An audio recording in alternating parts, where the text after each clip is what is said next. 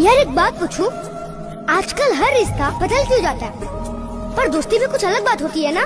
बिल्कुल यार, दोस्ती वो रिश्ता है जो खून से नहीं दिल से चलता है, जहाँ ना कोई शर्त होती है और ना ही कोई मतलब। सही कहा तुमने। अगर सच्ची दोस्ती हो तो दुख आधा और दोस्ती दुगना लगती है ना। और जब दुनिया मुंह मोड़ लेती है तब वही दोस्त पीठ थपथपा कर कहता है मैं हूँ ना तेरे साथ। यार दोस्ती मतलब वो साइकिल की सवारी, आधी टिफिन में लड़ाई और बिन वजह की हंसी। और आज जब सब बड़े हो गए हैं तब वही दोस्त पराया बन गया है। कभी दूर मत होना मेरे दोस्त, क्योंकि तेरे जैसा दोस्त मिलना आसान बात नहीं है।